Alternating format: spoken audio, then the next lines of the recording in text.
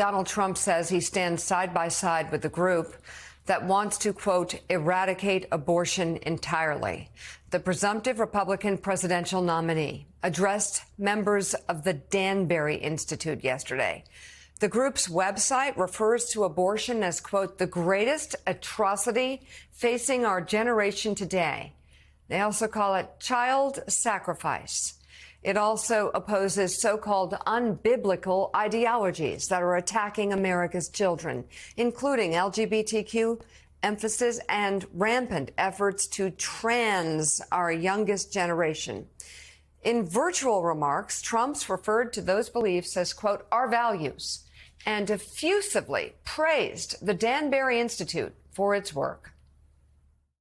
I want to thank each and every one of you for your tremendous devotion to God and to country and your tremendous support of me. Your work is so important, we can't afford to have anyone sit on the sidelines. Now is the time for us to all pull together and to stand up for our values and for our freedoms. I hope we'll be defending them side by side for your next 4 years. These are going to be your years, because you're going to make a comeback like just about no other group. I know what's happening. I know where you're coming from and where you're going.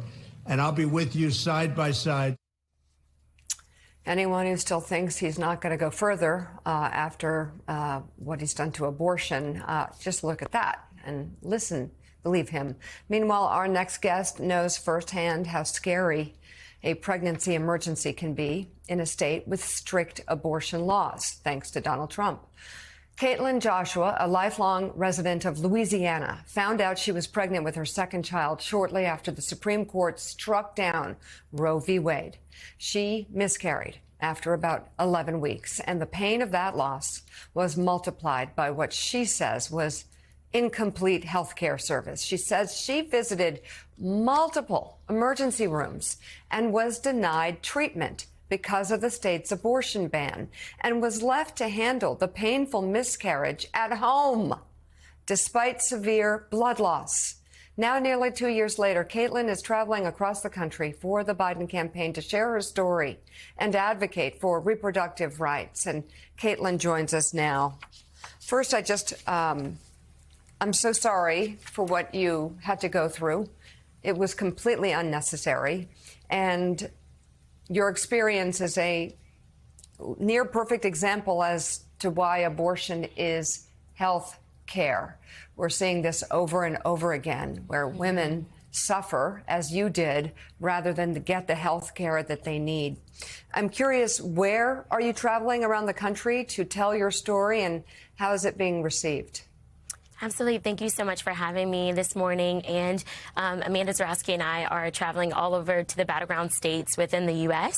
and having an opportunity to speak with so many women who have similar stories, which, of course, is harrowing and horrifying. And it's just unnecessary that so many women are dealing with abortion ban, the domino effect of abortion bans across this country. And so I always like to say, though, I'm mobilized by those conversations, because I know if Donald Trump is reelected to the White House and we don't do everything we can to make sure that women are aware of the domino effect of the overturn of Roe v. Wade and how that's playing a role in maternal health care across this country, then we would be in a lot of trouble. And so Amanda and I are just committed to making sure that we get Joe Biden and Kamala Harris back in office to restore Roe and restore our reproductive freedoms. And Caitlin, in your specific story, when you went to multiple emergency rooms, there might be those who are determined to be against abortion and not see it as health care. There might be some who say, you know, of course a doctor will treat a miscarriage. She was miscarrying. She can't be telling the truth. She was having a miscarriage. Of course they would take care of that. What did you see in the ER that prevented them? What did they say to you, or what did you hear when they were talking about your case with others in the room that made it very clear that the strict abortion laws are what led to you not getting the health care you need when you were in an emergency situation that requires an emergency room? Yes, my conversations with multiple providers that I saw, and mind you, this is the summer of 2022. This is right after the overturn of Roe versus Wade. This is right when Louisiana enacted our trigger ban, our trigger laws for the abortion ban. And in that moment in September of 2022, my husband and I, at this time, we're excited. We were wanting to bring home a second baby. My daughter at the time was 3, almost 4, and we kind of thought it was the perfect time to add another baby. And so we're a family that wanted to expand. So I just want to make that very clear that abortion bans directly impact those who do want to have children. And the conversations that I had with my providers in that moment were very, very cut and dry. We cannot help you in this moment. We are sending you home with thoughts and prayers. While we understand that you're in a lot of pain, you're going to have to fight this at home, and we're not going to be able to administer any type of medication, abortion, or care in this moment. And this was at 11 weeks pregnant.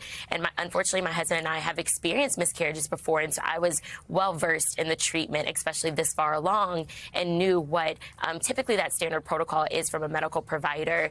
And so when you're talking with a provider who will not look you in the eye, who will not refer you out to another provider that can provide the medication that you need in order to pass a pregnancy with dignity, then you're talking about the direct impact of what an abortion ban can do in a state in Louisiana. And again, should a federal abortion ban be enacted all over this country, stories like mine will be coming all over all 50 states.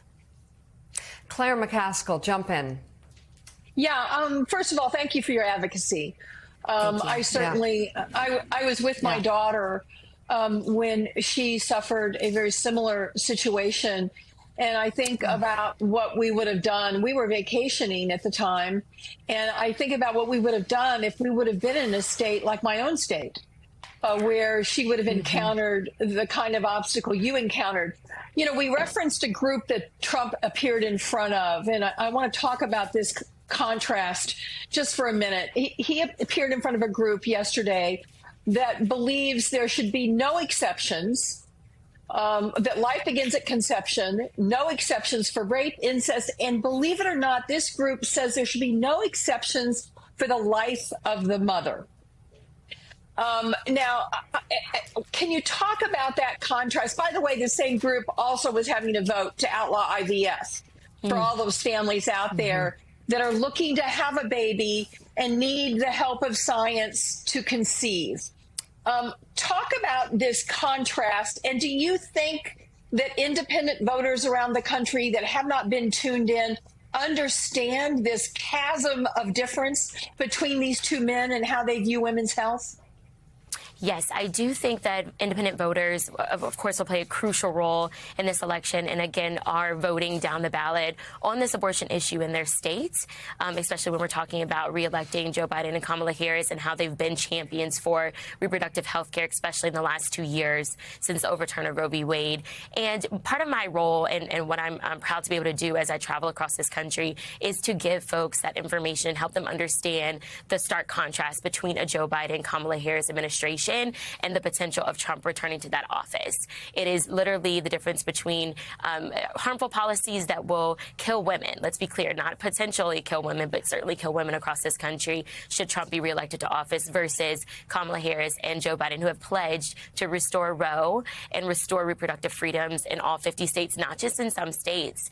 And when you speak of this group that Trump spoke to yesterday, I find it so alarming that someone who is running for the highest level of office in this country would advocate for harmful policies that will kill women, will kill children, and will not put us in a good position when we're talking about terrible maternal health care kill rates since the 60s, right? And so I think it is far too dangerous to even teeter on the line of advocating or going further against IVF or contraception or all the things. Abortion care is health care, and we've seen the science and we've seen the experiences coming out of the southern states. And I don't think that we can turn a blind eye to that and say that this is something that is not essential to the healthcare system. And you have lived it. Caitlin Joshua, thank you very much for coming on this morning. No problem. Thank you.